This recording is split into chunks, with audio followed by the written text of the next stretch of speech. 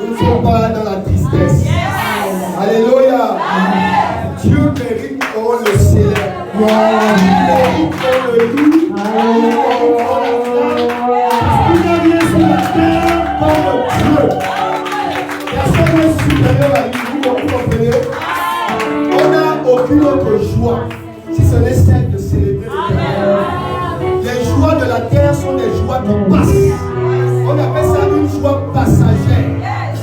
La joie de la naissance est une joie passagère.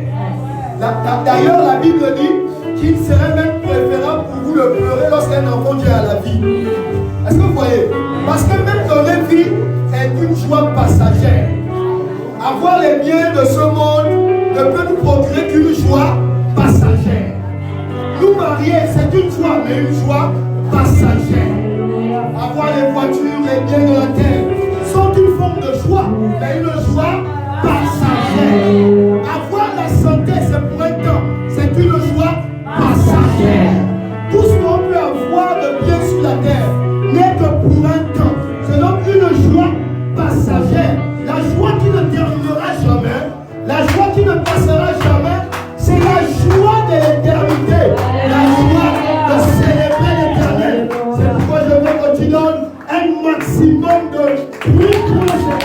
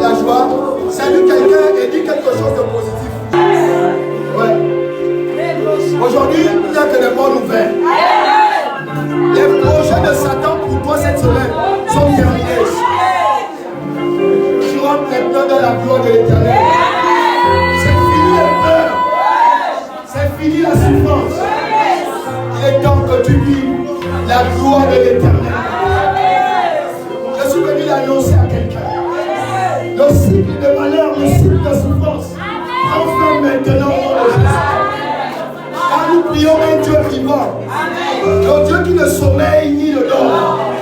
Le Dieu qui a un plan préétabli pour chacun. Le Dieu qui décide de qui part et de qui reste. Le Dieu qui décide de quand tu pars et de quand tu restes. Personne ne peut décider dans ta vie si ce n'est Dieu. Personne n'a le pouvoir dans ta vie si ce n'est Dieu. Il est le commencement et la fin. Il est devant et derrière toi. Alléluia. Veuillez vous asseoir sur la tête des méchants. Alléluia. La Bible dit, c'est écrit, que Satan est sous vos pieds.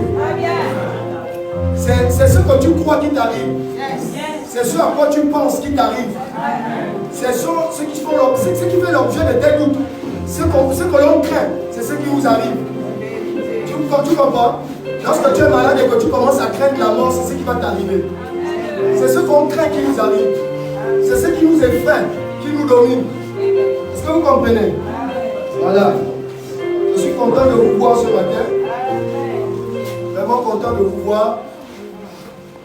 Et aujourd'hui, j'ai l'honneur d'intervenir devant la présence de la femme qui m'a mis au monde. Devant la présence de mes grandes sœurs et de mes petits frères. Pour mes petits frères, on en a l'habitude déjà.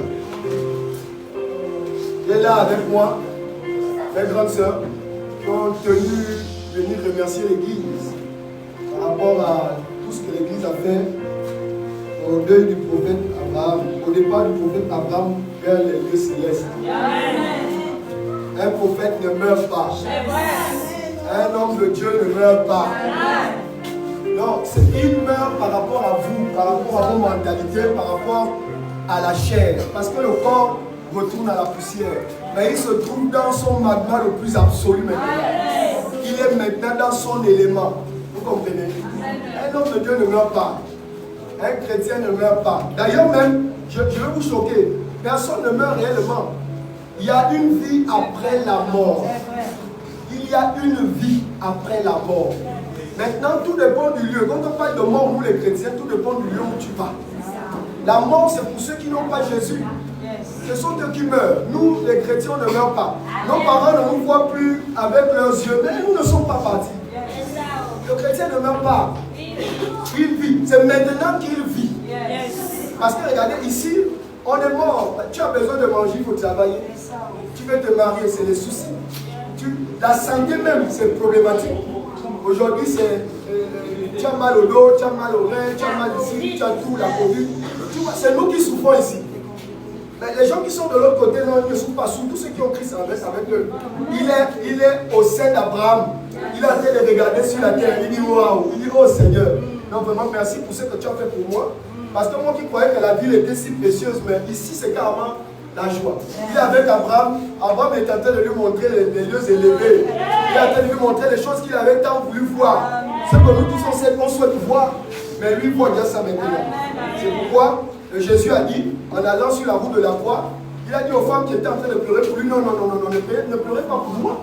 Vous pleurez pour moi comment? Pleurez pour vous qui restez.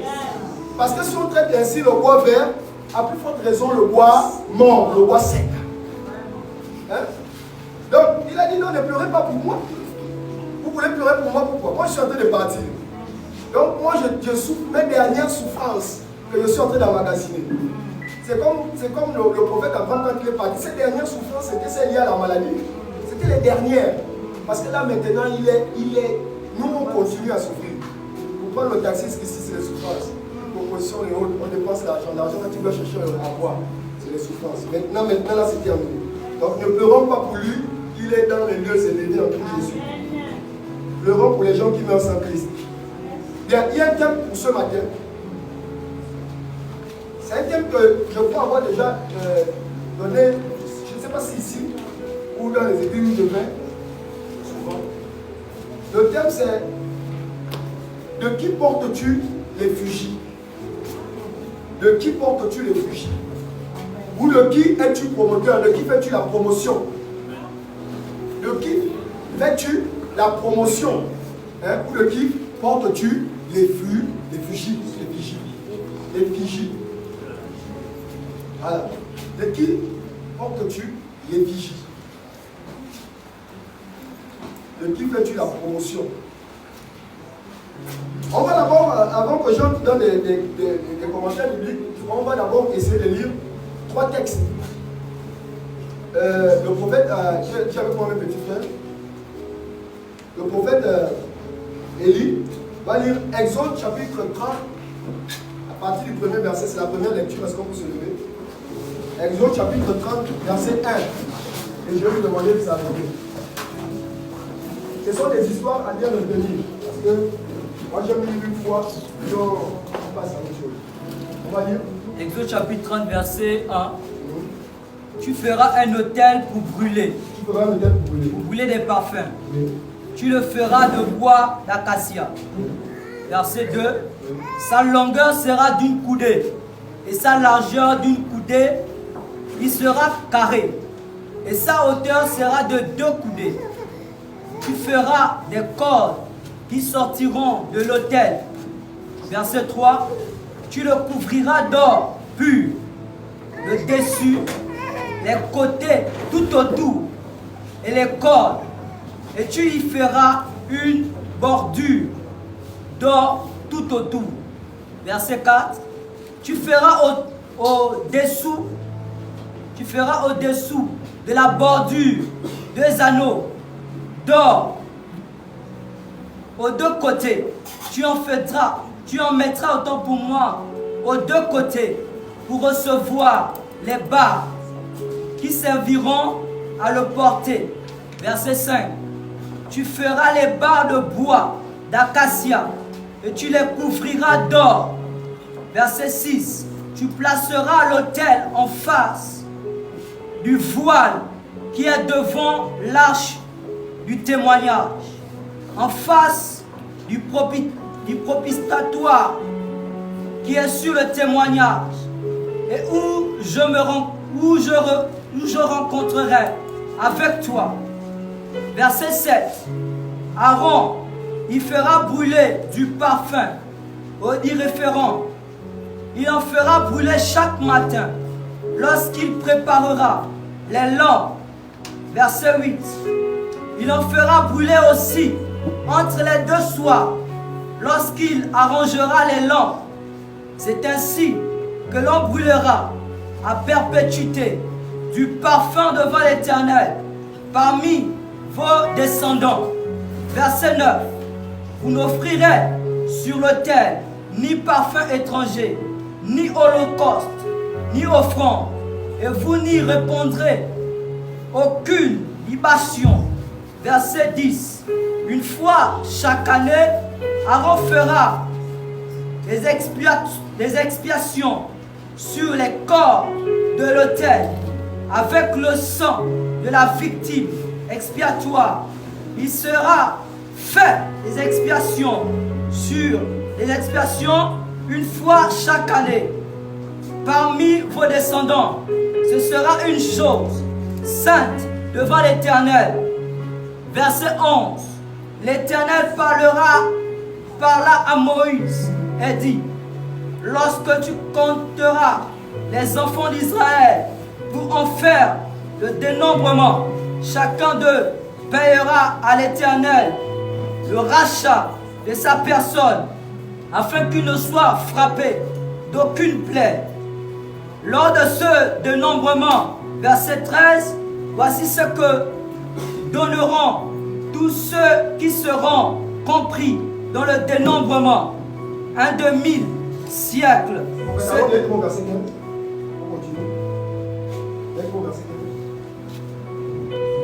Verset 15.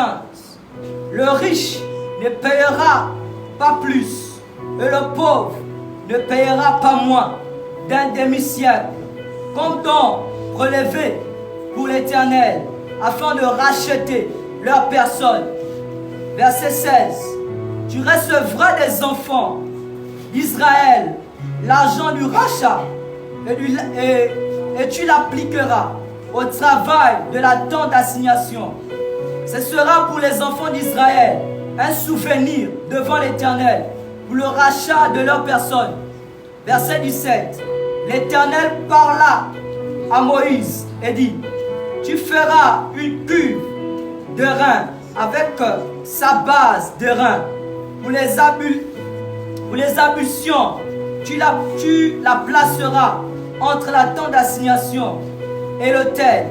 Et tu y mettras de l'eau avec laquelle Aaron et ses fils se laveront les mains et les pieds. Verset 20. Lorsqu'ils entreront dans la tente d'assignation, ils se laveront avec cette eau afin qu'ils ne meurent point. Et aussi, lorsqu'ils s'approcheront de l'autel pour faire le service et pour offrir des sacrifices à l'Éternel. Verset 21. On va s'arrêter là. Pasteur, si vous pouvez prendre Exode. Exode. Vous pouvez vous asseoir. Exode 32. Exode 32. Exode 32, à partir du verset 19. Lis dans Exode 32 à partir du verset 19. Et comme il approchait du champ, il vit un veau et des lances. La colère de Moïse s'enflamma, et il jeta de ses mains les tables et les brisa au pied de la montagne. Il prit le veau d'or qu'il avait fait, et il brûla au feu. Et le brûla au feu, et le réduisit en poudre,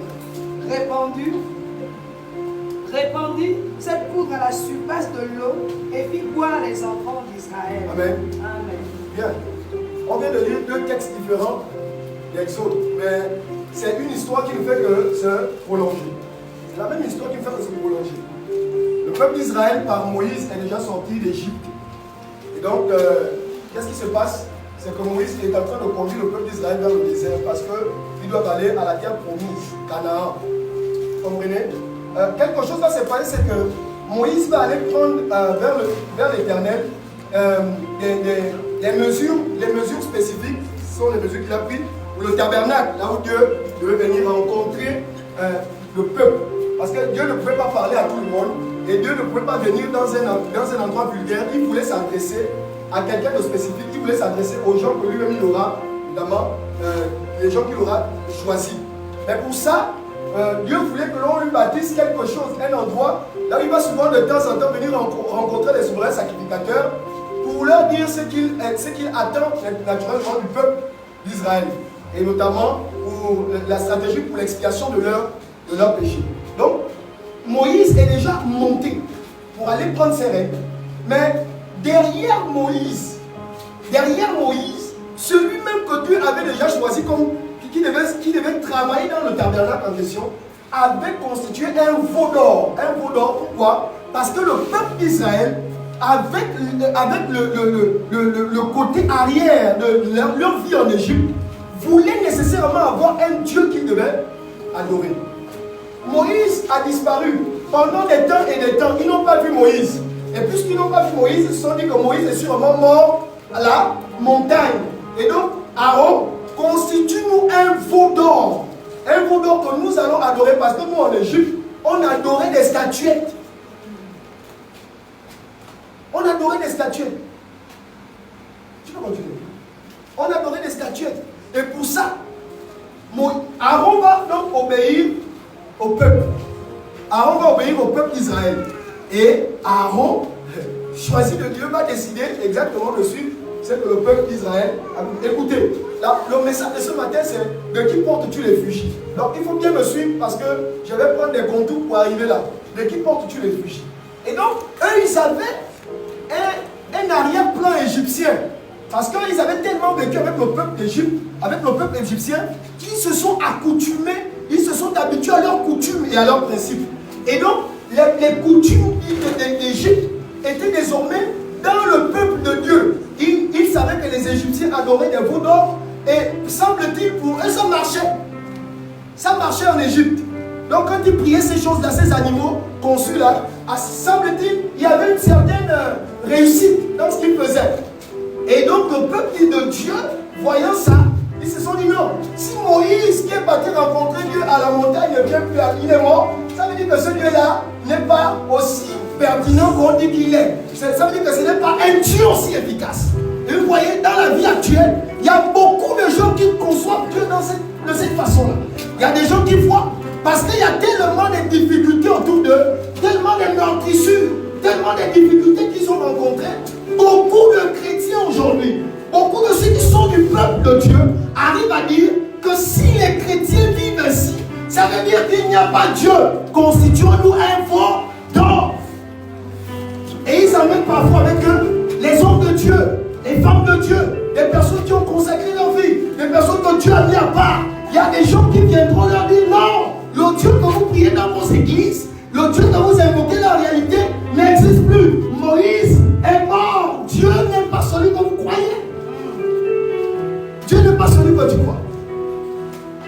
Et puisque pour eux, Dieu n'était plus celui que Moïse priait, ils ont dit non, Aaron, constitue-nous un veau d'or.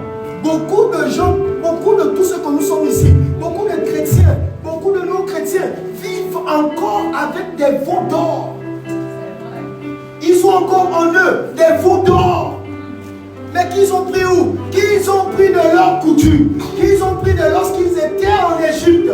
L'Égypte peut représenter ton arrière-plan culturel. Ton arrière-plan culturel. Parce que chez nous, il y a des reliques. Parce que chez nous, il y a ceci, il y a cela. Et comme, malgré le fait qu'on soit arrivé en Christ, il y a encore ce mélange entre les anciennes pratiques culturelles et la pratique chrétienne. Et on se dit que plus qu'au niveau de l'église, ça ne fonctionne plus, au niveau de Dieu, je prie Dieu tellement tous les jours. Rien ne marche. Je prie Dieu, je l'invoque. Mes enfants meurent. Je prie Dieu, je l'invoque. Ma situation ne se stabilise pas. Je prie Dieu, je l'invoque. Mon enfant ne se marie pas, ne travaille pas. Je prie Dieu, je l'invoque. Apparemment, le Dieu que je prie ne fonctionne pas. Il faut que je retourne à mon arrière-plan culturel. C'était l'histoire du peuple d'Israël. Ils avaient un arrière-plan. De ce qu'ils avaient, ils s'étaient imprégnés de la situation, de la condition de vie des Égyptiens. Et quand ils se sont retrouvés dans une petite difficulté, seuls dans le désert, sans un leader, ils ont commencé à s'éparpiller. Ils ont oublié le Dieu de leur père. Ils ont oublié le Dieu que leur père leur avait montré, qui était le seul et le véritable Dieu. Vous comprenez? Ils ont oublié le Dieu de Joseph. Le Joseph qui les avait amenés de la souffrance où ils étaient pour arriver en Égypte. Ils ont oublié le Dieu de Joseph. Ils ont oublié le Dieu d'Abraham. Ils l'ont oublié. Pourquoi? Parce qu'ils traversaient une situation difficile. Ils ont dit non, on préfère nos reliques. On préfère nos veaux d'or. Aaron, fais-nous un veau d'or. Nous allons le célébrer. Tout ce temps, Moïse était à la montagne pour prendre les décrets du Seigneur. C'est ça. Vous voyez, lorsque vous êtes éprouvé, c'est quand vous arrivez au sommet, au crépuscule de votre souffrance, que parfois Dieu veut intervenir. Amen. Mais quand tu es au crépuscule de ta souffrance, c'est là où Satan est au maximum de ses tentations. Et quand toi tu vois la tentation, écoutez chrétien, lorsque vous voyez la tentation, l'épreuve devient assez grande.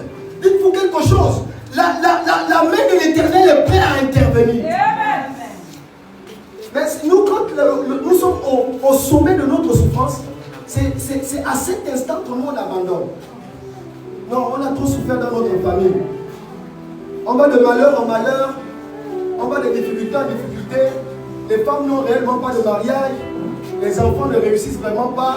Quand ils veulent entreprendre quelque chose, ça ne marche pas, rien ne va. On croit que le Seigneur nous a oubliés. Je crois que c'est mieux que l'on aille un peu demander. On vient aller demander à nos parents qui nous ont mis au monde s'il n'y a pas quelque chose qui fait en sorte que c'est pourquoi on ne réussit pas. Est-ce qu'il n'y a pas ça? On est en train de repartir dans nos... La question de ce matin, c'est de qui portes-tu les fugies? De qui portes-tu les fugies? Le peuple d'Israël semblait porter les fugies qui n'étaient pas de Dieu. Le peuple d'Israël portait les fugies. Ils avaient bien une forme de fugies sur eux. Mais ce n'était pas de Dieu. Pour les gens qui ne comprennent pas les fugies, qui a un insigne Nike ou Adidas ici? Qui a une marque Nike sur Adidas sur lui ici? Adidas, mon frère, viens. Viens. Vous allez voir ce qu'on appelle les fugies. Qui a Nike? Voilà les fugies. Mon frère, Adidas, vous voyez? Viens ma belle soeur. Il a Adidas. Il fait la promotion de qui? Il fait la promotion d'Adidas. il porte les vigies d'Adidas. Vous voyez ma belle-sœur ici? Elle est quoi? Nike. Elle fait la promotion de qui? Elle fait la promotion de Nike. Elle porte les vigies de Nike. Vous voyez? Partout là où elle ira, on saura distinguer quel réfugié porte à partir de cet insigne-là. Nike. On saura qu'elle porte Nike. Mais on saura également, parce que toutes les fois qu'elle porte ça, si c'est un beau tissu, elle fait quoi? La promotion de Nike. Elle est en train de promouvoir Nike. Ça veut dire que Nike a des beaux polos. Lui, il fait aussi la promotion d'Adidas. Et bien, si ça vous plaît, vous verrez qu'Adidas a des beaux t-shirts. Et donc, chacun d'une façon ou d'une autre fait la promotion d'une marque. La vie est une question de promotion. Tout ce que vous ferez dans la vie, c'est une question de promotion. Il y en a ceux qui promouvent Nike et d'autres qui le font pour Adidas. C'est ainsi pour Dieu et Satan. Les deux camps sont en campagne de promotion. C'est des promotions. Vous comprenez? Il y a d'autres qui décident aussi de ne pas porter Nike, de ne pas porter Adidas, de porter Puma. D'autres décident de porter les habits, les tenues traditionnelles comme le pasteur ici. Mais chacun est en train de faire une promotion. Chacun est en train de faire une promotion. Et le peuple d'Israël était en train de faire la promotion d'Égypte. La promotion de l'Égypte. Écoutez, il y a une sanction toujours derrière. Il y a une sanction, une lourde sanction derrière. Vous comprenez? Parce que si tu fais la promotion de Nike, ça tire, n'est-ce pas, les éloges. Mais au détriment d'Adidas, au détriment de Puma. Si tu fais la promotion de l'Égypte, tu fais la promotion de l'Égypte au détriment d'Israël, au peuple de Dieu. Les chrétiens, on est comme ça. On marche, on vit, on circule. Tout ce qu'on fait, on va au travail, on va à la maison. Mais notre vie témoigne quelque chose d'une promotion qu'on est en train de faire. On fait une promotion. Quand tu vas dormir, tu vas promouvoir quelqu'un. Quand tu vas dormir sans prier, qu'est-ce que tu es en train de promouvoir? Quand tu te lèves le matin sans bénir le Seigneur, quand tu te balades, quand ton vestimentaire, la façon que tu te vêtes, la façon que tu parles, la façon, tu es en train de faire une promotion. Ce que tu crois désigne la marque à laquelle tu es affilié. Est-ce que vous comprenez? Donc c'est la situation dans laquelle se trouvait le peuple d'Israël. Est-ce que quelqu'un peut lire rapidement Daniel chapitre 3. Daniel chapitre 3 verset 6 à 8. Vous allez voir comment Daniel lui va décider. Daniel et ses compagnons vont décider de faire la promotion d'une autre chose.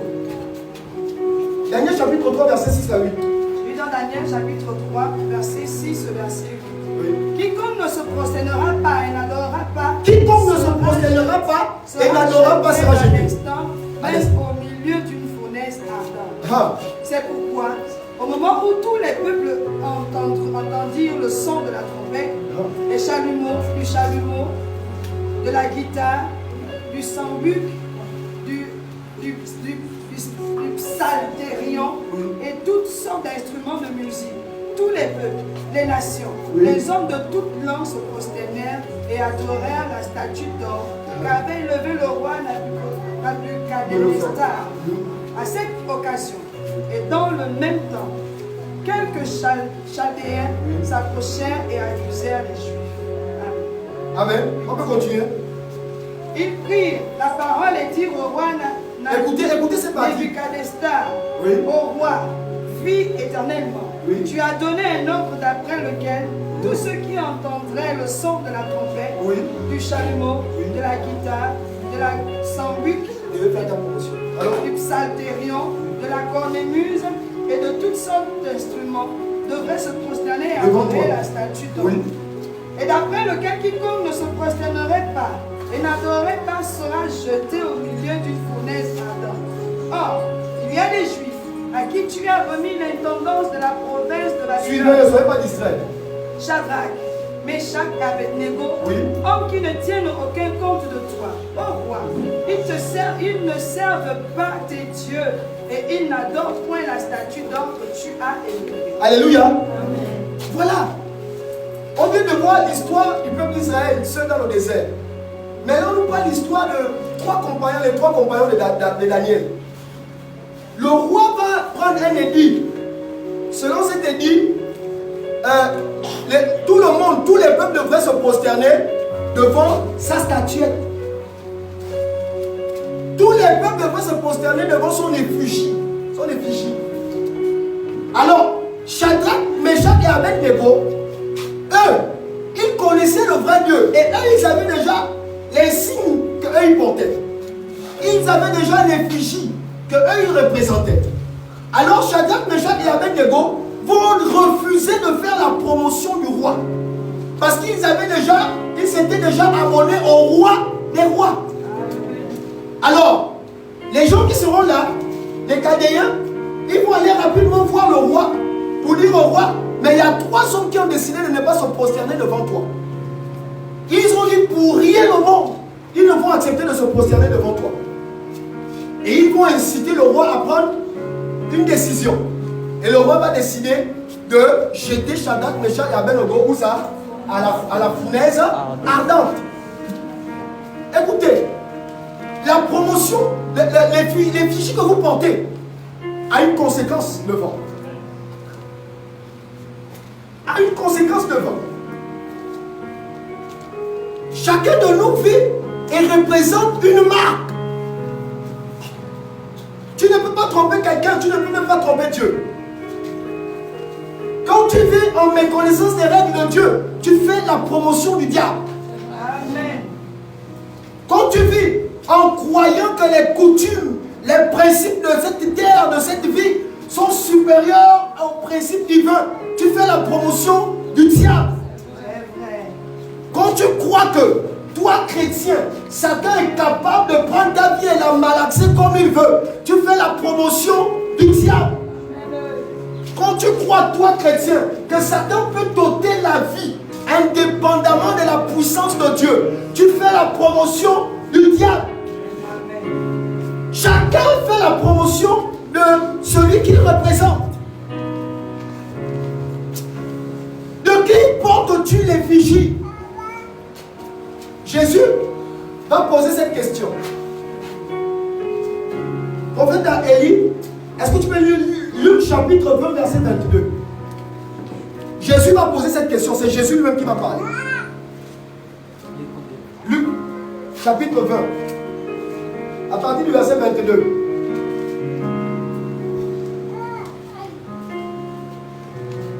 Je lis la parole de Dieu dans Luc chapitre 20. Oui, à partir du verset 22. À partir du verset 22.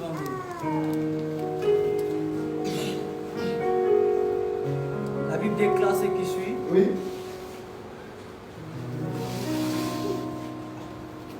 Nous est-il permis ou non de payer le tribut à César? Oui. Verset 23. Jésus, apercevant leur ruse, Oui. leur répondit, montrez-moi un denier. Montrez-moi un denier. Verset 24. De qui porte-t-il l'effigie? De qui porte-t-il?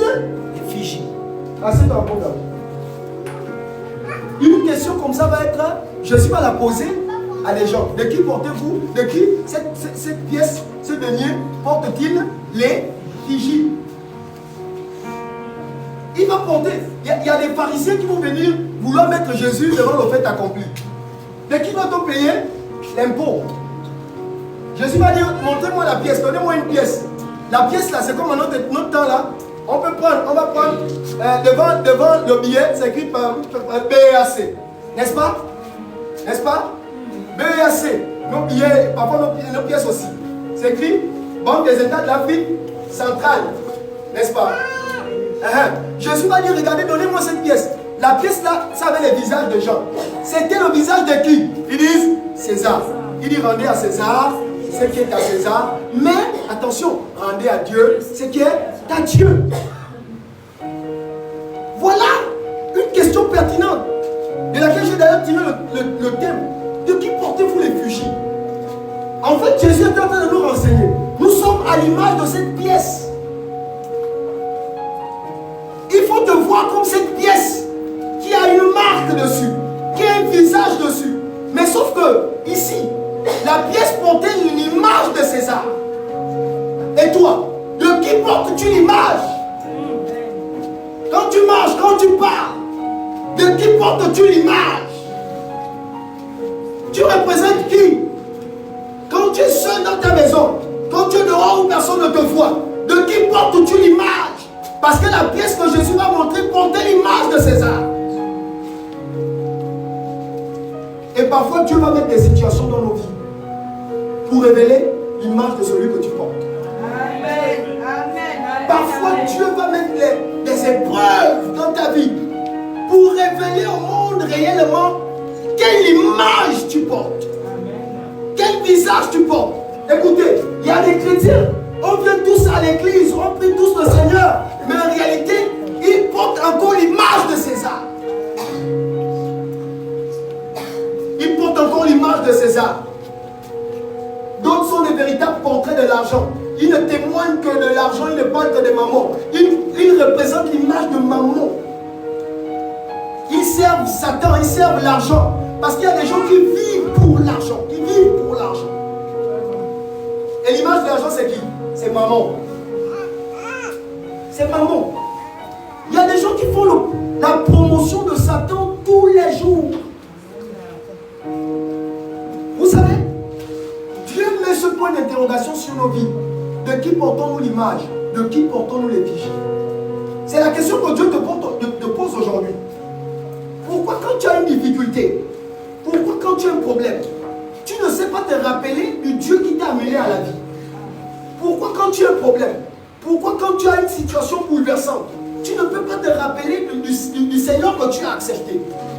Écoutez, on ne sert pas Dieu que quand tout va bien. Amen. On ne dit pas merci à Dieu que quand tout va bien. Amen. On ne célèbre pas Dieu que quand tout va bien. On célèbre aussi Dieu quand on souffre dans notre chair. C'est là, écoutez, Dieu ne nous attend pas, Dieu n'attend pas nos joies, nos célébrations quand on est dans les temps de fête. C'est faux. Quand tu es dans la fête, ça réjouit le Seigneur, mais ce n'est pas là où il t'attend. Là où Dieu se sent le plus à l'aise, là où il est plus d'accord avec toi, là où il est plus en joie, c'est quand dans la souffrance, tu dis Seigneur, sois glorifié. Dieu nous attend, c'est dans les temps de difficulté. Pourquoi Dieu était-il aussi fier de Job? Parce que dans l'abondance, peut-être que Job reconnaissait le Seigneur, mais Job n'a pas reconnu le Seigneur que dans l'abondance. Dieu va reconnaître le Job, Dieu va célébrer Job. C'est quand Job va reconnaître Dieu, malgré toutes les calamités que Job va traverser. Combien d'enfants? On parle de, je crois, 7.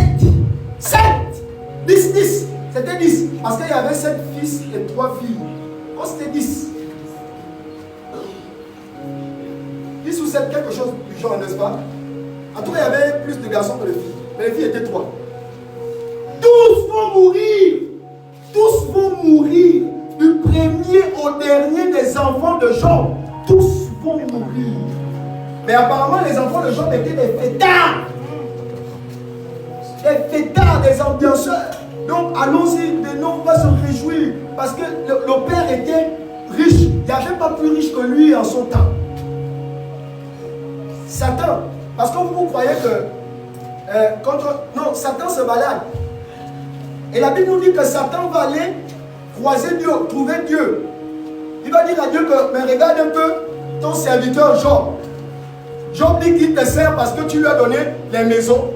Tu lui as donné les plantations, tu lui as donné des enfants, tu lui as donné le bétail, tu lui as tout donné, Job a tout. Et tous les jours, est-ce que vous comprenez ça? Il y a des gens qui portent Nike, mais dans leur cœur, ils ont une préférence pour Adidas. C'est la circonstance qui a fait qu'il n'avait pas d'habit. Et il a rapidement mis Nike, mais lui il aime Adidas. Il y a des chrétiens comme ça. Il y a des chrétiens comme ça. Alors Satan va dire à Dieu, attends, tu es en train de parler de Job. Peut-être que Job a porté une Nike comme ça. Qui t'a dit que c'est la vraie joie? Est-ce que tu sais s'il célèbre quelqu'un d'autre dans son cœur?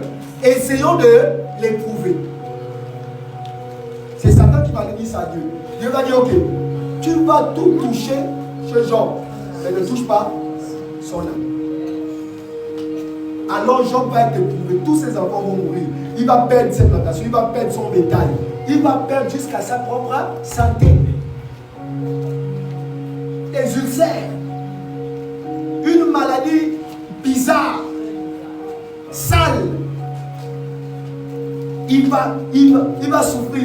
Et même sa femme à côté va lui dire, maudit Dieu et meurt. Sa femme avait les bougies du diable. Pourquoi? Parce que c'est quelqu'un dans les soucis, ne sait pas célébrer le Seigneur. Je suis sûr que sa femme célébrait Dieu. Elle disait le Dieu de Job. Quand Job avait tout. Nous sommes cette qualité de chrétiens. Quand on est en bonne santé, quand on a tout, quand nos enfants réussissent dans tout, on dit Dieu merci. Mais Dieu n'avait qu'à permettre une petite chose. On maudit Dieu rapidement. La femme va dire à Job, tout ce que tu avais là, tous nos enfants partis, tous nos biens partis, toi-même ta santé, comme ça, maudit Dieu et meurt. Dieu était en train de mettre à l'épreuve les effigies de Job. Job, quelle effigie tu portes? Job, quelle est l'effigie que tu portes? Job ne va pas permettre. Il ne va pas accepter ce que la femme va lui demander de dire. Écoutez la réponse de Job. Dieu a donné, Dieu a repris. Ouais. Parce que tout ce que l'on possède, rien n'est à nous. Rien n'est à nous. Tout ce que l'on a, c'est Dieu qui le donne. Et alors, si je suis propriétaire de quelque chose et que je te prête cette chose, autant voulu je vais te demander ma chose. C'est une loi. Si je te dis, tiens, je te prête, je ne te donne pas, je te prête. Tout ce que vous avez, Dieu vous le prête. Écoutez, même les enfants que vous chérissez tant, c'est un prêt de Dieu. Il vous prête. C'est un prêt. Vous devez les restituer autant voulu. Parce qu'ils ne vous appartiennent pas. Non. Si tu croyais que tes enfants t'appartiennent, ils ne t'appartiennent pas. Si tu croyais que tes biens t'appartiennent, ça ne t'appartient pas. Parce que tout ce que tu possèdes, le propriétaire de ces biens, autant voulu, il va te dire donne, c'est bon. Je crois que le nombre de temps que j'avais prévu que tu restes avec est écoulé. Il doit me revenir. Oui. Même si tu fais 100 ans avec la chose, il va te redemander sa chose. Alors il avait dit à Jean, pour l'instant, ça t'est venu parler, ok d'accord, Jean, pardon. Peut-être que c'est aussi à cause de ça. Laissons-le, moi je sais que c'est pas ça. Mais laissons-le d'abord. Ramène-moi un peu d'abord ces gens-là ici. Ramène-moi un peu tout ce que je t'ai donné. Le propriétaire a repris. La Bible dit, c'est exactement le même nombre. Parce que Job n'a pas maudit le Seigneur. Job a dit, Dieu a donné et Dieu a repris.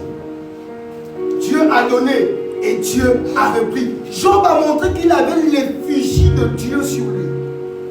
Il a réussi à dire devant sa femme et devant ses amis qui critiquaient, qui disaient des choses. Il a réussi à faire la promotion du grand Dieu.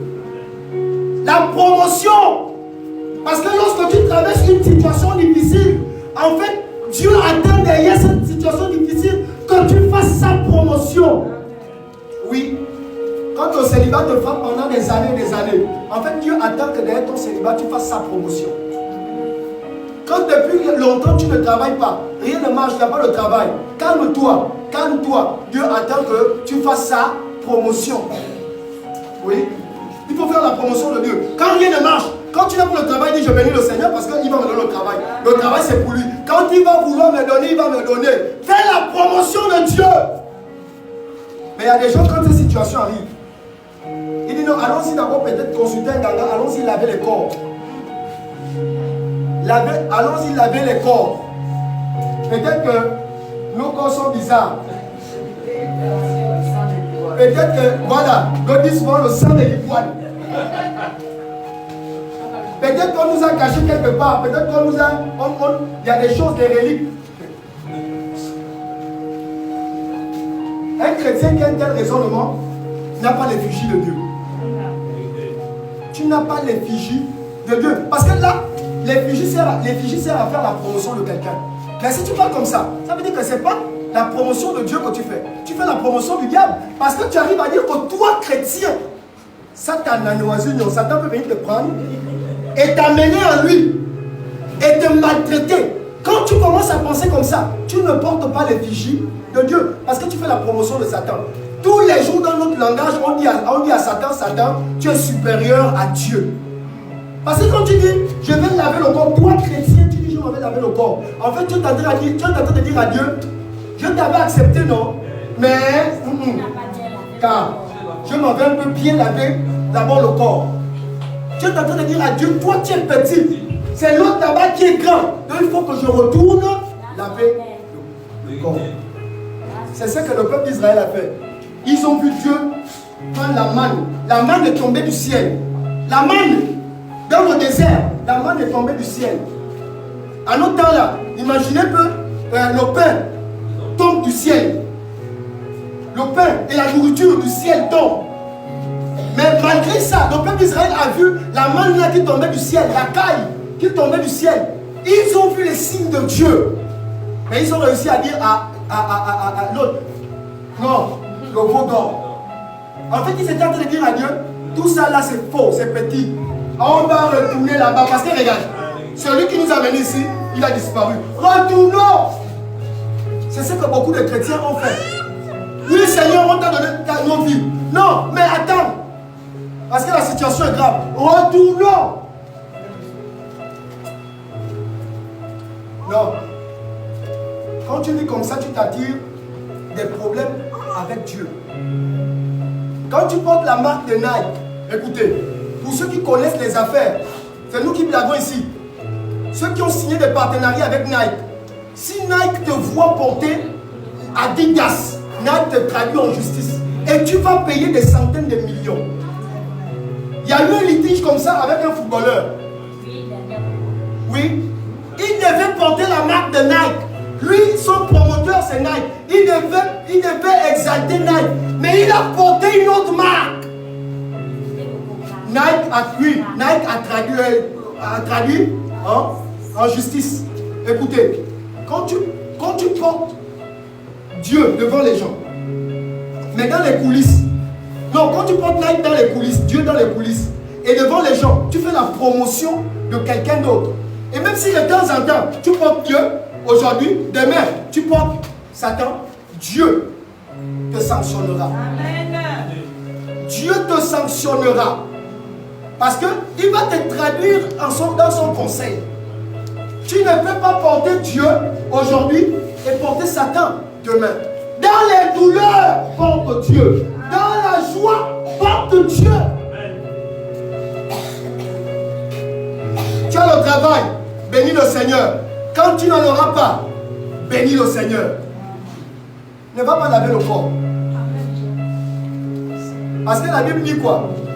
Si en te délivrant, on a enlevé un esprit, qu'est-ce qui va se passer? L'esprit là va partir. Mais il va aller chercher cet homme plus puissant que lui.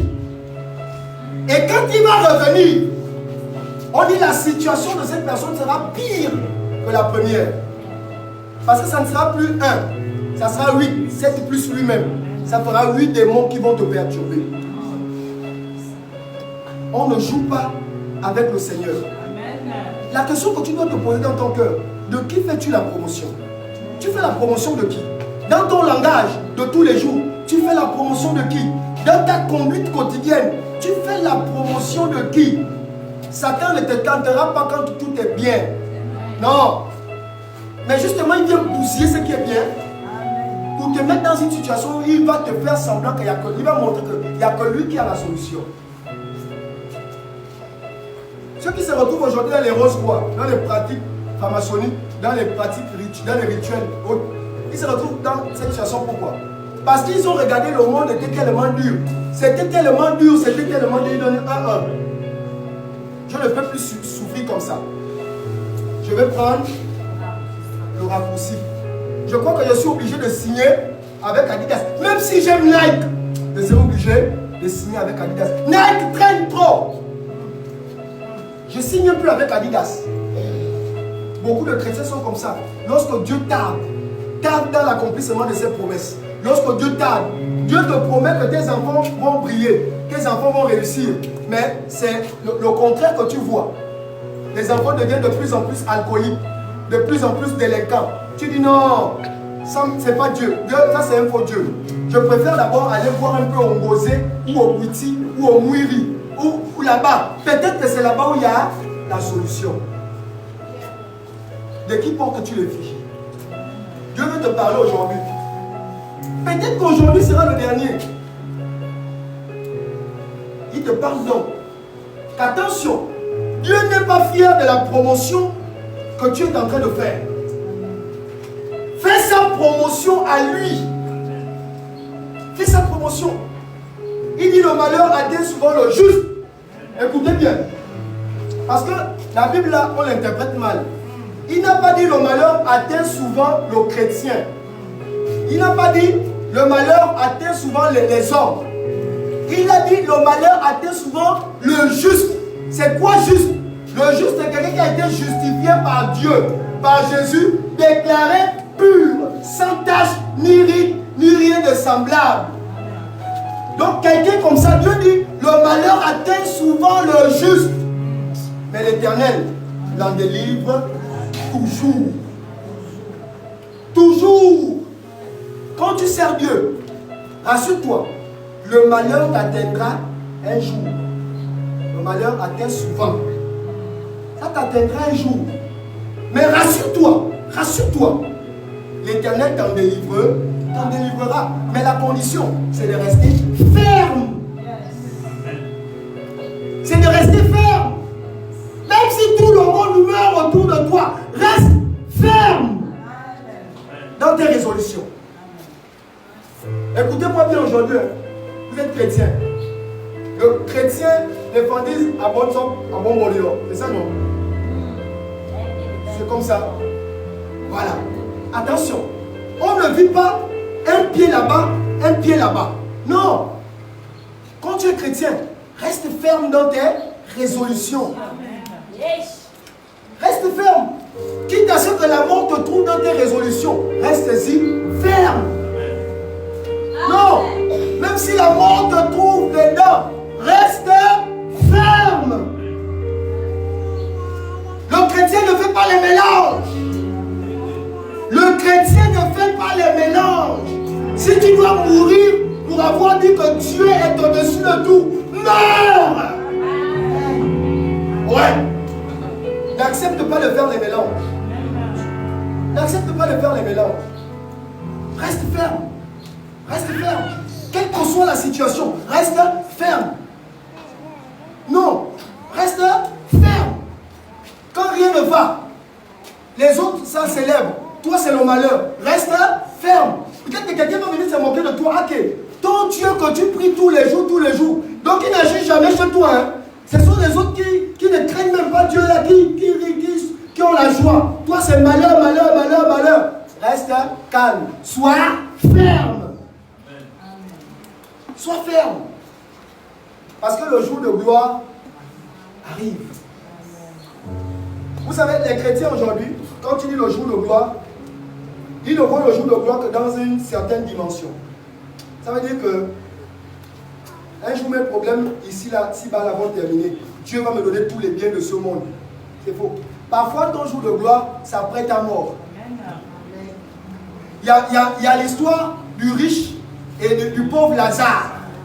La Bible dit que quand on regarde l'histoire de Lazare, Lazare était pauvre. Mais la direction qu'il a suivie sans compter qu'il était chrétien pauvre. Mendiant.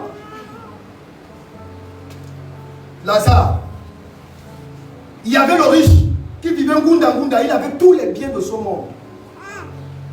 Même pour donner les miettes qui tombent, c'était un problème. Il ne pouvait pas nourrir le pauvre. Le pauvre est resté, écoutez, le pauvre est resté ferme dans ses résolutions. Il a dit, je préfère mourir pauvre en servant le Seigneur que de vivre riche en étant loin de lui. La pauvreté, la mort l'a trouvé dans la pauvreté. Mais écoutez, il y avait une promesse de gloire pour lui. Et quand ils sont les deux morts, la Bible dit que Lazare était avec Abraham, au sein d'Abraham. C'est ce qui nous permet aujourd'hui d'analyser que, c'est par ça qu'on permet aujourd'hui d'analyser que le prophète Abraham se trouve au sein d'Abraham. Parce que le sein d'Abraham, c'est le lieu réservé pour toutes les personnes qui ont servi Dieu. Le lieu d'attente, un lieu de repos, de paix, de joie. Parce que là où Lazare était, la Bible nous traduit cette histoire en disant que le riche va dire, Père Abraham, demande à Lazare de tremper son doigt dans de l'eau et qu'il rafraîchisse un peu malade. Parce qu'ici, c'est le tourment. C'est fort, ça brûle. Écoutez, donc ça veut dire que même les lieux d'attente sont différents. Il y a des lieux d'attente, tu as les prémices de la joie du royaume. Il y a l'autre lieu, tu as les prémices de la douleur qui arrive. Donc quand deux personnes meurent, ils ne vont pas exactement au même endroit.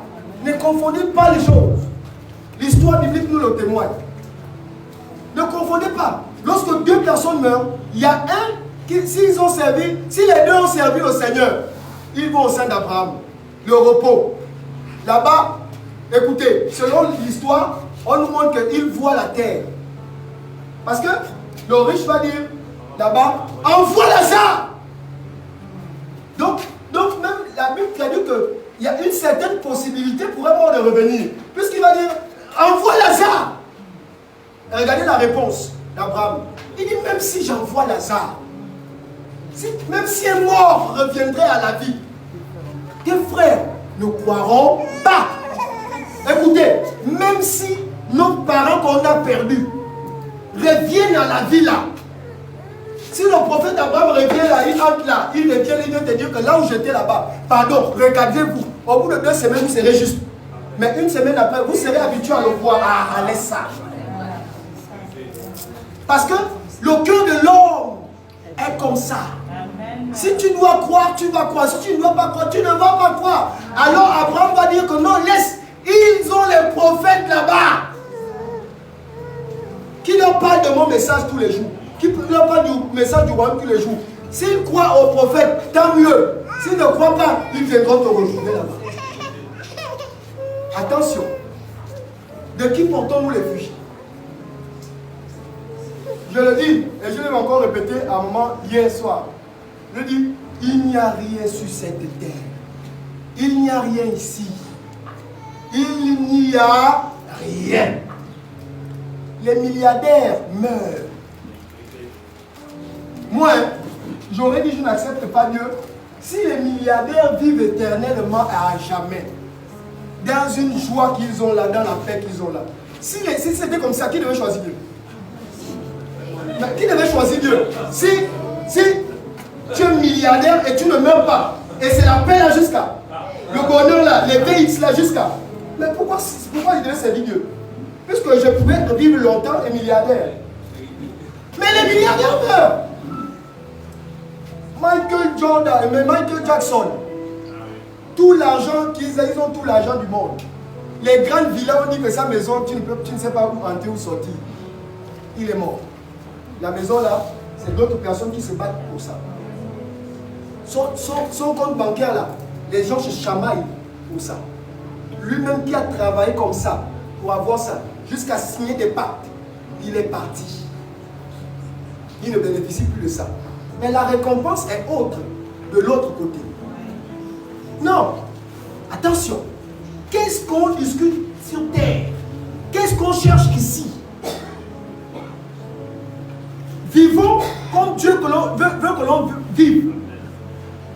Si tu dois travailler, travaille. Mais n'attache pas une importance vitale à ton travail. Comme si ça ne dépendait que de ça. Si tu dois construire, construis pour la gloire de Dieu. Vous comprenez? Nous maintenant, ce qu'on fait, c'est quoi? Si je dois construire, je vais construire pour montrer aux gens que les chrétiens, Dieu peut aussi faire des bonnes choses. Vous comprenez? Nous on construit, pas pour dire que non, pas pour faire le goût d'un goût avec. C'est pas pour ça qu'on construit. On construit pour montrer aux païens que, attention, on a un Dieu. La Bible dit l'or et l'argent sont à lui. Je peux construire sans travailler. Pour montrer que mon Dieu c'est lui qui a le Dieu des finances. Il va toucher quelqu'un à l'est, va le bénir. Il va toucher quelqu'un à l'ouest, va le bénir. Donc l'argent est à lui. Donc je construis là pour lui, pour montrer aux gens la gloire de l'Éternel. Si je dois travailler, je dois aussi travailler pour la gloire de Dieu. Parce que mon lieu de travail est un lieu pour prêcher l'évangile. Si je dois apprendre pour la gloire de Dieu. Pour montrer aux gens que le chrétien n'est pas idiot. Vous comprenez? Notre Dieu est le Dieu de l'excellence. C'est pourquoi tout ce que l'on doit faire, on doit le faire avec excellence. Amen. Ouais. Si on doit s'habiller dans l'excellence de la gloire de Dieu. Ah oui, faites attention aux couleurs. Ah oui. Ou bien, et bien que je ne vais pas faire les mêmes petits frères, vous allez voir que c'est le respect du code. Donc c'est comme ça. Si je sers le Seigneur, je ne vais pas servir le Seigneur comme une lamentable personne parce qu'il ne travaille pas, il est maintenant sale. Non. Jamais. Je ne travaille pas, mais je dois être propre. Ça veut dire que celui qui travaille est moi. On nous confond sur la route. Qui travaille parmi. Mais parfois même, on dit non, c'est lui-là qui travaille. Oui. C'est ça. Mais quand vous regardez mes petits frères, est-ce qu'on peut vous dire qu'il ne travaille pas? Non, il travaille. Mais on est embauché dans le royaume. Qui a dit qu'un serviteur est un chômeur? Quand on me dit de travailler, mais je travaille déjà. C'est mon travail là. La Bible parle des serviteurs, il dit que vous mangerez à la sueur de votre front. Non, il dit même que on va vous bénir. C'est-à-dire que là vous allez rentrer, ne prenez rien.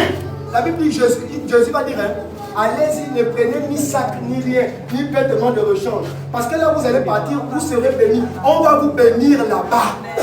Donc, un serviteur de Dieu, nous autres là, ça va, c'est quelqu'un qui t'appelle au téléphone. Profa, dis-moi, c'est quoi ta taille? Je dis, taille, ça c'est sur les cheveux de blanc. Bon, viens, on va prendre tes mesures. Parce que ce sont les autres qui connaissent cette taille, ils vivent là au pied. Bon, non, on nous appelle, viens prendre les mesures, on te sort ça. Bon, lui, il a cherché, lui, il a travaillé comme ça, pour avoir ça. Moi, je n'ai pas travaillé comme ça. Ah non. Quelqu'un appelé, viens prendre les mesures. On va te faire un sur-mesure. Tu ne peux pas être n'importe qui. Voilà. Pourquoi? Les vigiles. Les vigiles. Quand tu restes carré sur tes objectifs, carré, ferme sur tes résolutions, ça va tarder. Même si la promesse tarde, attends-la. Elle ne va pas s'accomplir dans ta vie. Ça va s'accomplir. En tout cas, sachez quelque chose. Si Dieu a dit que ça doit arriver, ça va arriver. C'est que Dieu a dit. Il faut que les chrétiens, on arrête de vivre n'importe. C'est que Dieu a dit, même si c'est 18 000 Nganga qui se réunissent, Christian sera debout. Pourquoi? Pas parce que Christian est fort, parce que celui en qui Christian croit. Derrière moi là, si on pouvait vous ouvrir les yeux, il y a un géant gars, costaud. Mais en plus de ça, en plus des gardiens, là, la Bible me dit que je suis caché où? En Christ, en Dieu, dans les lieux célestes. Donc pour me toucher, il faut toucher Jésus. Après toucher Jésus, il faut avoir la force de rentrer en Dieu. Et tu rentres là, tu vas dans les lieux célestes en Christ. Là, bim, tu me touches. Mais je ne sais pas qui est aussi fort pour déjà passer les anges. Là-bas même les anges. Et ensuite, Jésus et Dieu. Écoutez, nous autres, ce n'est pas les hommes qui peuvent nous tuer. C'est ce que j'ai dit à maman. Il faut arrêter. Amen. Aucun homme, je le dis haut et fort, je dis je reste ferme dans mes résolutions. Les choses vont basculer. Je dis aucun homme n'a le pouvoir de nous toucher. Amen. Si ça arrive, que quelqu'un t'empoisonne et tu meurs, non, Dieu a déstabilisé le code. Il a dit non, toi, tac, tu es vulnérable maintenant. Viens, je t'appelle. C'est tout. C'est que Dieu a permis. C'est que Dieu a permis. Il est dans le code. Il est dans le code. Parce que si Dieu n'avait pas permis, tac, il a dit vous prendrez quelques breuvages mortels. Cela ne vous fera aucun mal. Donc tout ce qui nous arrive, je parle du juste. Parce que les païens, ceux qui ne croient pas en Dieu, n'importe qui peut les tuer. Dans la sorcellerie. Nous, ce n'est pas tout le monde. Non. Tu ne peux pas. La Bible dit que c'est Jésus qui a la clé de la mort et la clé du séjour des morts. Donc c'est lui qui appelle quelqu'un à la mort ou qui amène quelqu'un à la vie. C'est Jésus. C'est Jésus. Parfois Dieu, vous croyez, non, on a tellement besoin du prophète ici. Mais Dieu dit, moi j'ai besoin de lui ici. Donc, si tu dois discuter Dieu, si tu dois discuter quelqu'un entre toi et Dieu, tu as perdu d'avance. Toi tu vas dire parce que tu es le père, que moi j'ai besoin de mon enfant ici. Je veux aussi qu'il soit comme les autres enfants. Qu'il me fasse ça, qu'il me fasse ça. Mais Dieu dit, mais moi je veux qu'il me fasse ça, il me fasse ça. Maintenant on fait comment? Le deal. Il n'y a pas de deal. Il va avoir raison de toi. Il va dire que bon, c'est le moment, il a atteint exercer, c'est bon pour lui. Parce qu'ici au royaume, moi j'ai besoin de lui montrer où se trouvent les éléments pour faire agir. C'est comme ça. Donc personne ne peut te manger en vampire, arrêtez ça. Restez ferme dans vos résolutions. Amen. Personne ne peut te manger en vampire. Je parle des chrétiens. Personne ne peut te bouffer en vampire. Il y a des types de nourriture qu'on ne mange pas. Amen. Non, non. Écoutez. Personne ne peut te manger en vampire. Personne. Personne ne peut te tuer si Dieu n'a donné la permission. Vous voyez même l'histoire de Job. L'histoire de Job nous dit que Satan est obligé d'aller demander la permission à Dieu. Mais pourquoi les chrétiens, on oublie les choses trop vite? Même l'histoire de Job nous montre que Satan ne pouvait pas agir sur Job comme ça directement. C'est pas possible. Satan est obligé d'aller dire à Dieu, hé, permets-moi de toucher. Pour Satan, il voulait même toucher jusqu'à la vie. Parce que la réponse de Dieu est, non, vas-y, touche, mais attention à son âme. Et toi, tu es un chrétien qui va dormir, tu dis, hey, je fais le cauchemar. Hey, je fais le cauchemar, là où on est en train de nous bouffer en vampire. Non, non, écoutez, restez ferme dans vos résolutions. Même si la maladie t'a attrapé jusqu'à, tu n'arrives pas à te lever. Et quand on te montre les images là où les gens dansent au Witsi autour de toi, dis c'est faux. Il faut dire c'est faux. Satan c'est le plus grand scénariste menteur au monde. Le plus grand menteur. Donc, il va faire quoi? Il va faire quoi? Il va venir dans ton imagination.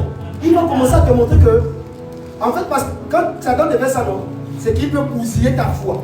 Il veut détruire ta foi pour te manger, pour te gagner. Il fait quoi? Il va venir, il va te montrer dans un rêve. Là où les gens sont autour de toi avec les danses bizarres. Après, il te montre les noms, il te montre les choses. Une fois que tu as cru, ils auront raison de toi. Parce que ça prouve que ta foi est vacillante. Non. Même si tu vois ça, lève-toi et bénis le Seigneur. Dis Seigneur, merci. C'est la preuve pour moi qu'il y a des gens qui s'intéressent à moi de l'autre côté. Ça veut dire que ces gens-là, tu dois leur démontrer ta puissance. Ça ne veut pas dire que les gens ne font pas ça. Ils font ça. Mais toi, c'est trop petit pour que tu t'intéresses à ça. Trop petit. Ma mère est là. Beaucoup de choses que j'ai vécues, je lui ai dit. Je dors dans ma chambre. C'est pas un rêve, réalité. Mon sexe s'enfle seul. Je lui avais dit. Enflé.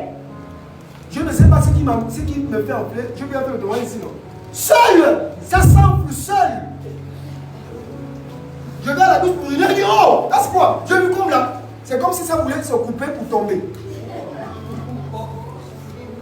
Si c'était vous, votre arrière-plan culturel allait dire, les gens se sont réunis pour me manger. On veut me tuer en vampire. Tu vas commencer à chercher qui sont les gens de ta famille qui sont dans la sorcellerie. On dit souvent que c'est qui est dans la sorcellerie chez nous. Qui est dans la rose croix. Peut-être que ce sont eux qui ont donné mon nom. Non.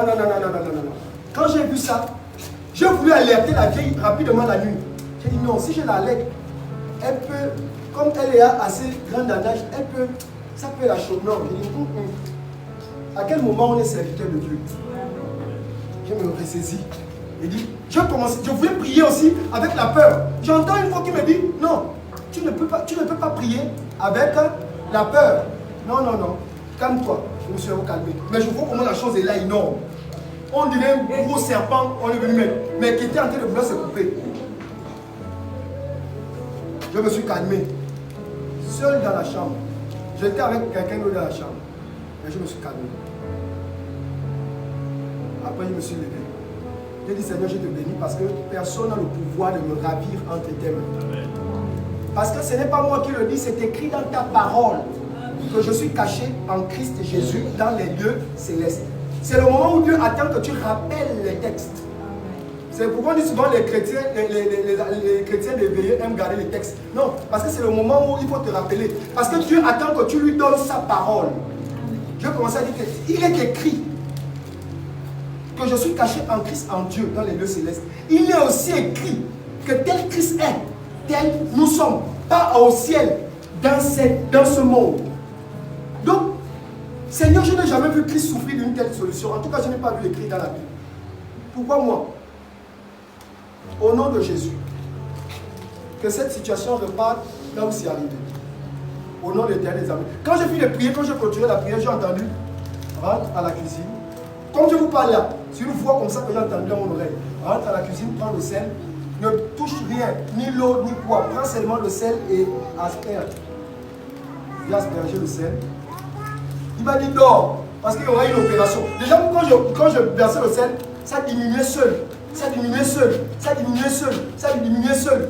Mais ce n'est pas complètement parti. Il m'a dit, le Seigneur m'a dit, va dormir. Allonge-toi, ventre en haut. Je me suis allongé ventre en haut comme à l'hôpital. L'opération. J'ai commencé à sentir, je sentais comme si les gens me touchaient, comme si on effectuait véritablement une opération chirurgicale sur moi. J'ai dormi bizarrement là, j'ai dormi comme ça. Je me suis réveillé le lendemain matin, j'étais clean. J'ai fait le témoignage à maman. Tu es au courant, non? J'ai dit ça, non? Témoignage. Ça veut dire que si moi j'étais comme les gens qui croient aux sorciers qui peuvent te bouffer, Christian, je suis plongé dans le Seigneur. Le sang de Christ m'environne. Ma chambre, ils savent, j'ai donné le nom, c'est le sanctuaire. Ma mère est là, non? Ça veut dire que tout ce que je vous raconte souvent, si je dis faux, elle est là. C'est écrit sanctuaire. Donc pour moi, ce n'est pas logique que Satan me ravisse des mains de Dieu. Il peut me toucher, parce qu'il a dit le malheur atteint souvent. Il pourra me toucher, mais il ne pourra pas avoir raison de moi. Ce n'est pas possible. Ce n'est pas possible. Donc même si je mourrais là, même si je mourrais là, on devait dire, oh, les sorciers l'ont gagné. Non, c'est faux. Les sorciers ne vont pas gagner. Ça veut dire que Dieu avait prévu que c'était comme ça. C'est comme ça. Parce que tout ce qui se passe chez le chrétien est écrit. Le jour de ma mort est déjà écrit. C'est écrit quelque part. Et le Seigneur a déjà prévu ça pour toi, pour moi, pour nous tous. On doit être effrayé à ce niveau. Il faut marcher avec. Je vous ai raconté que quand j'ai voyagé à Lebamba, on nous a appelé au téléphone pour nous dire que là où vous allez faire accident de voiture.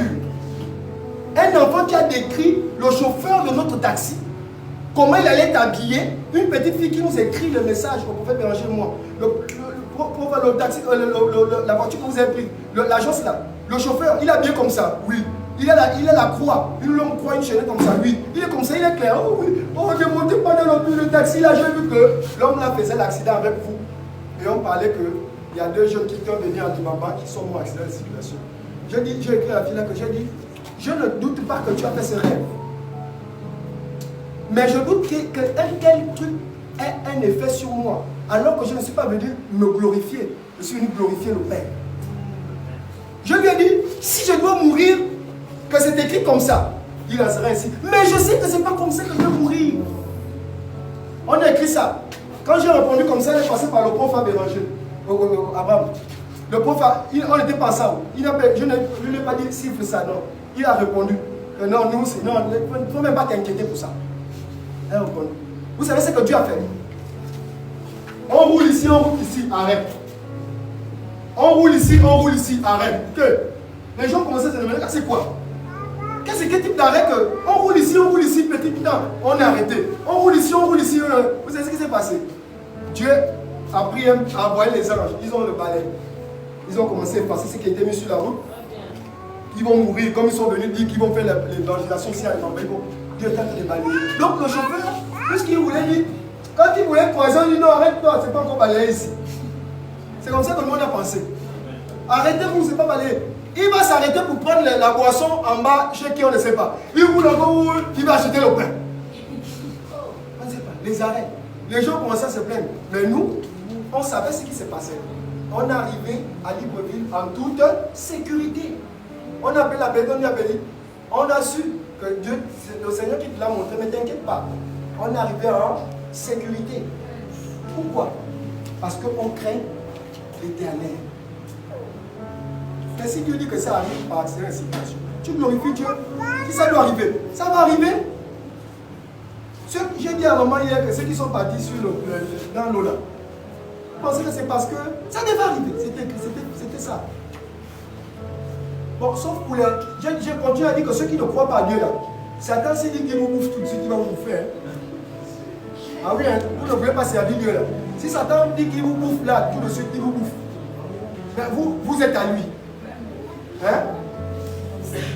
Mais vous lui appartenez. Quand tu n'es pas de Dieu, tu es du diable. Ça veut dire que si toi tu célèbres le diable, il peut décider de te bouffer au moment où il veut. Mais nous, ce n'est pas possible. Il doit demander la permission. De qui portez-vous les réfugiés?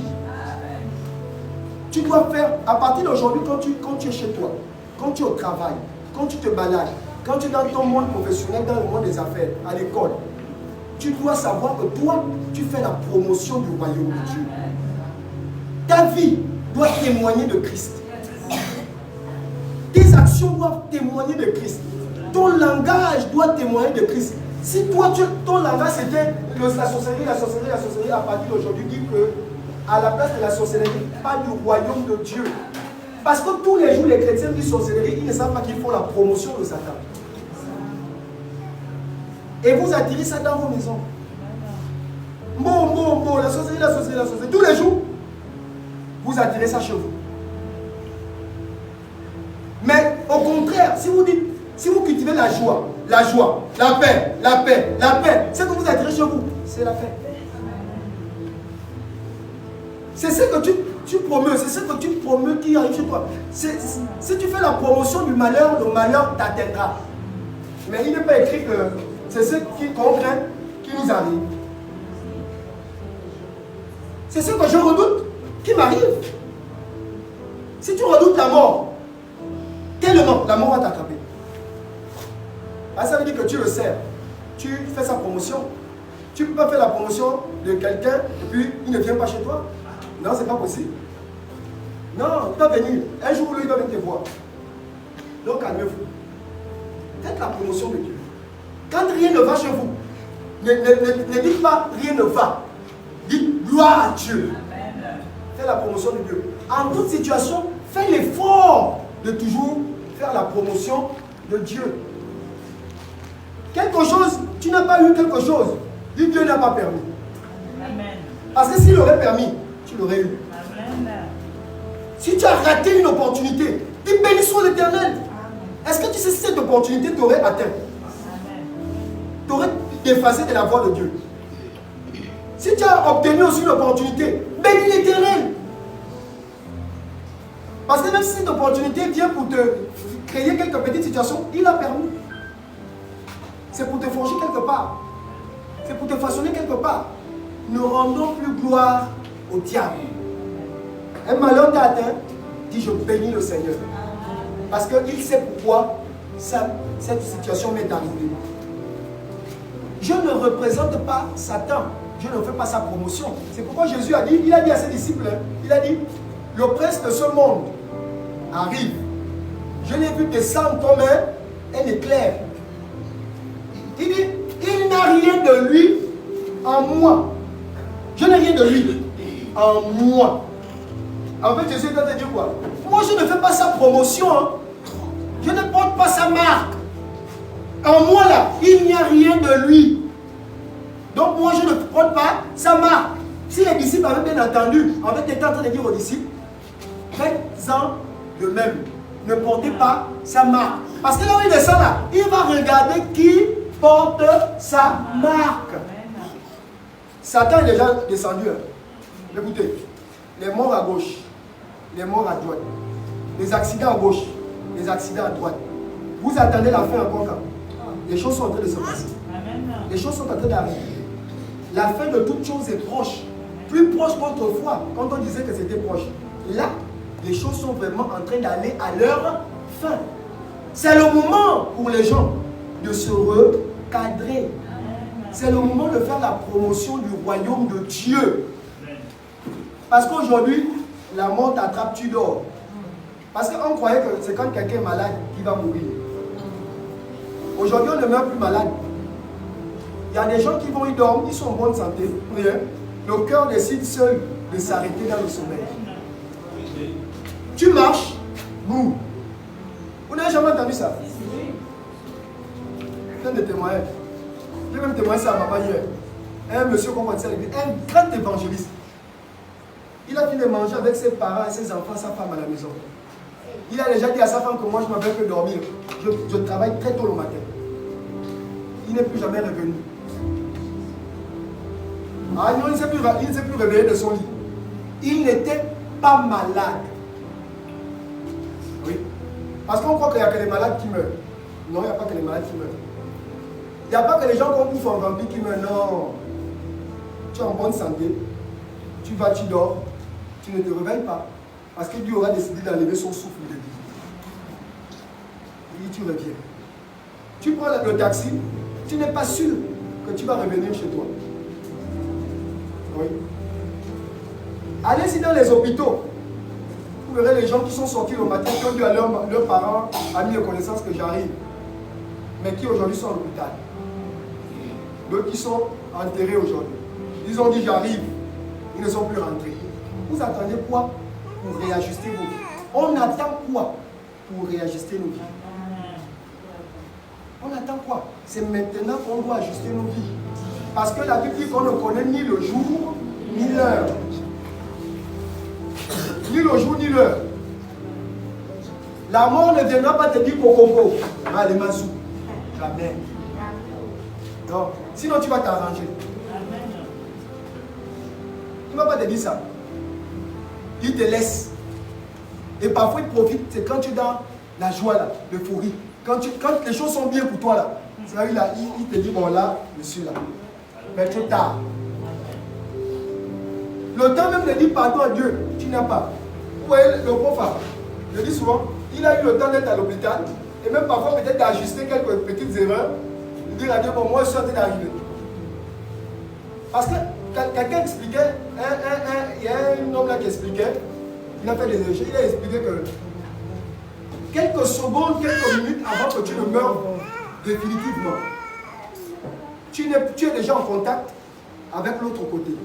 Donc tu sais même déjà que tu vas partir. Vous n'avez jamais vu, il y a des gens à l'hôpital, il dit au revoir à ses parents. Il dit que moi je suis en train de partir. En fait, quand il vous dit là, il est déjà en connexion avec l'autre côté. Il sait qu'il ne reviendra plus. Les dernières paroles qu'il vous dit sont les dernières paroles de vie. Donc, il y a des gens qui ont l'opportunité même à quelques dernières minutes de dire à Dieu, oh Seigneur, réagisse rapidement là, s'il te plaît, pardon. Mais est-ce que toi tu auras cette grâce? Est-ce que toi tu auras cette grâce? Est-ce que tu auras cette grâce d'être à l'hôpital et avant de... Seigneur, non, tu n'auras pas. Peut-être que tu n'auras pas. Donc ne dis pas, j'attends demain. Demain peut-être ne va pas te sourire. Oui. Demain peut-être ça sera trop tard. C'est aujourd'hui que tu dois arranger ta vie. Oui. C'est aujourd'hui que tu dois décider de porter l'effigie de Dieu. Amen. De faire la promotion de Dieu. Ne sors plus dans ta bouche des choses infâmes, des choses mauvaises. Sors la bénédiction. La Bible dit que notre bouche, on doit l'utiliser pour bénir et non pour maudire. La bouche du chrétien, c'est celle qui bénit. On te fait le mal, tu bénis. Mais en tout cas, la personne qui te fait le mal et toi tu bénis là, en train de s'amasser les charbons ardents sur la tête. Ne croyez pas que quand quelqu'un te dit je te bénis au nom de Jésus. Parce que c'est un chrétien, il ne peut pas maudire. Mais son Dieu, lui, le je te bénis qui te dit là alors que tu lui as fait du mal, c'est amasser les charbons ardents. Va vite tirer sur toi. Demande vite pardon. On ne touche pas aux choses sacrées. Amen. Donc gardez votre calme. Les chrétiens, sachez que vous êtes sacrés. et on ne touche pas aux choses sacrées. Les choses où nous sommes dévolus par interdit. C'est-à-dire que quelqu'un te touche. Il ne t'a pas touché toi. Il a touché celui qui t'a consacré. Touche ton Dieu. Est-ce que vous comprenez? Nous sommes les fugitifs. Nous faisons la promotion du royaume de Dieu. Est-ce que quelqu'un peut dire je fais la promotion du royaume de Dieu? Je fais la promotion du royaume de Dieu. En tout cas, moi, ma vie servira à faire la promotion de Dieu. Je prends la décision de ne plus jamais faire la promotion du diable. Je décide au nom de Jésus. Plus jamais dans ma bouche je ne vais célébrer Satan. Il n'y a pas de place dans ma vie, dans ma maison, dans ma famille. Au nom de Jésus, je décide, oh Jésus, de faire ta promotion. Parce que j'ai accepté de te suivre. J'ai décidé de te donner ma vie. Moi, mes enfants, mes arrière-enfants, mes petits-enfants. Je décide que nous sommes tous cachés, mais en toi. En toi. Au nom de Jésus. Rien de mal ne nous arrivera. Aucun malheur ne nous frappera. La bénédiction de Dieu est pour nous aujourd'hui et demain. Mes enfants seront serviteurs de l'Éternel. Mes enfants célébreront le Seigneur. Ma famille et moi servirons le Seigneur. Dans la joie, dans le bonheur, mais aussi et surtout dans le malheur. Nous te servirons. Quand le malheur frappera, ah oui, nous te servirons. Quand le bonheur sera là, nous te servirons. Quand les temps seront durs, nous serons plus durs. Parce que quand les temps sont durs, ce sont les durs qui durent.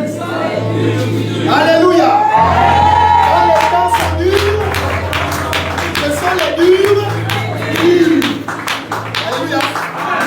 Ah, c'était le slogan du prof et moi. C'était notre slogan.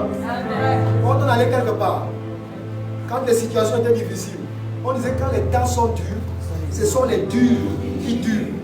On a pris ça avec un papa. C'est le papa là qui disait ça. Il avait dit ça en plein culte. On a gardé ça. Et quand nous partons quelque part désormais, on disait quand les temps sont durs, ce sont les durs qui durent. C'est pourquoi, parce que c'est à cause de ça qu'à Liobé, je n'ai jamais abandonné. Parce que moi, j'ai suivi tout à Liobé. Les noms qui disparaissent, les procès-verbaux, tu fais le devoir, on ne voit pas ton nom. J'ai tout suivi ça à Liobé. Juste on a dit, une fois m'a dit là-bas, la secrétaire là-bas m'a dit que toi tu es chrétien. Parce que ça c'est bien que vous. Les choses comme ça arrivent. Mais j'avais ça. Quand les temps sont durs, ce sont les durs qui durent.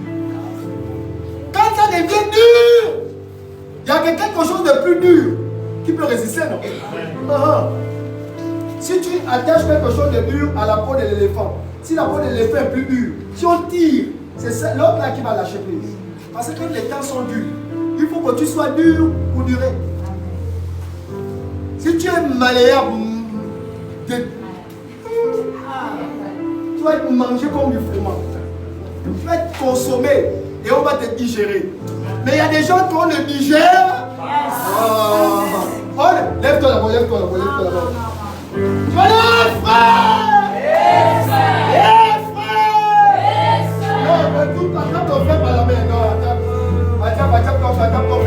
On est arrivé à la fin, attrape ton frère. Dis-lui d'abord, hé frère, as-tu écouté ce message? Ça te concerne, ça me concerne. Ça te concerne. De qui portes-tu les fusils?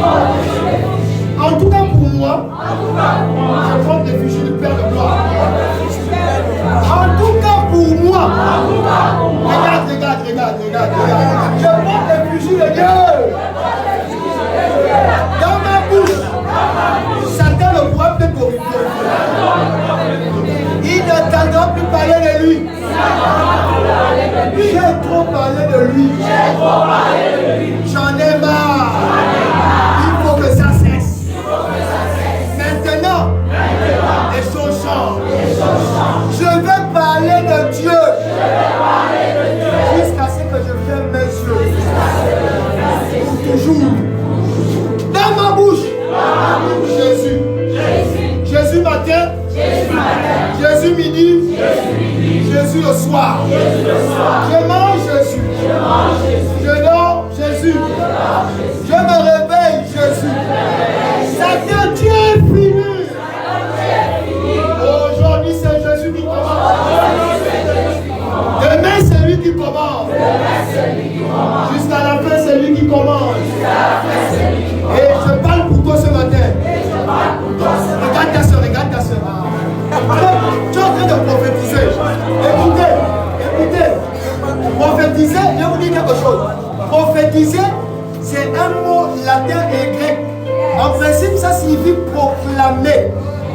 Ça veut dire proclamer, c'est d'imiter. Prophétiser, c'est parce que vous entendez, je vois ton nom. Non, prophétiser, c'est déclarer.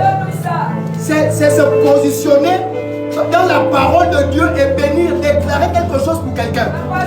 Dis à ton frère, aujourd'hui je suis prophète pour toi. Aujourd'hui je suis prophète.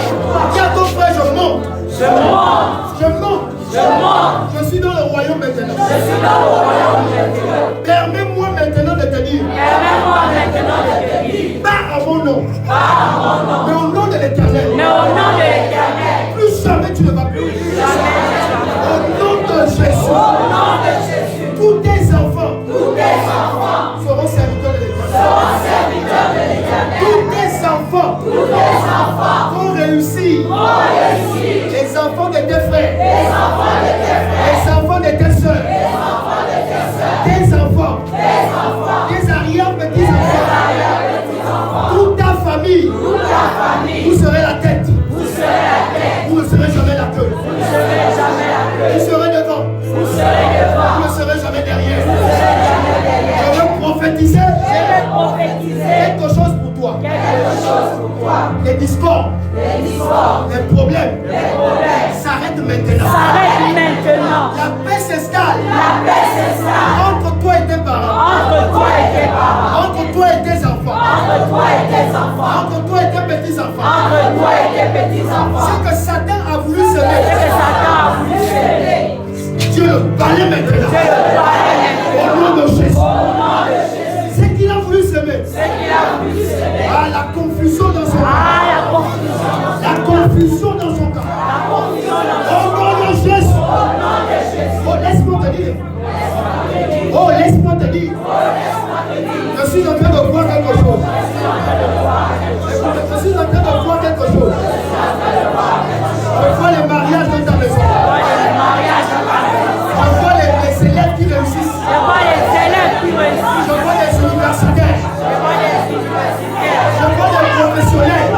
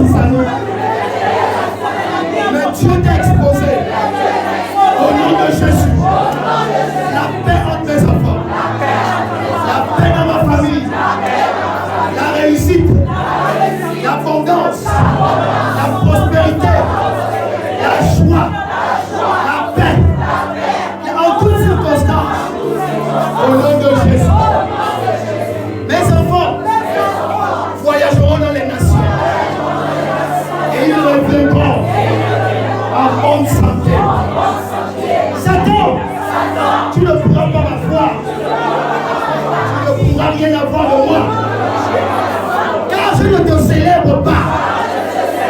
Je ne crois pas en toi. Je crois en Jésus-Christ. Celui qui est mort à la croix et qui est ressuscité le troisième jour. Le troisième jour. Dis, oh Dieu, mon troisième jour a sonné. Le jour de ma résurrection. Le jour de la résurrection de mes enfants. La résurrection de leur travail. La résurrection de leur vie. De leur scolarité. De leur mariage. Au nom de Jésus. Au nom de Jésus. Je prophétise. Tu seras la tête. Tu ne seras jamais la queue. Tu seras en haut. Tu ne seras jamais en bas. Oh mon frère, arrête de pleurer maintenant. Et si tu es là, tu as assez pleuré. Les anges de Dieu sont là. Venus te reconforter. Et ils ont des bénédictions. Ils ont des promesses pour toi. Reçois-les. Reçois-les. Maintenant, au nom de Jésus. Avant la fin de cette semaine, il y aura des bonnes nouvelles chez toi. Il y aura des bonnes nouvelles chez toi. Je ne sais pas ce que tu désires. Je ne sais pas ce que tu veux. Mais dimanche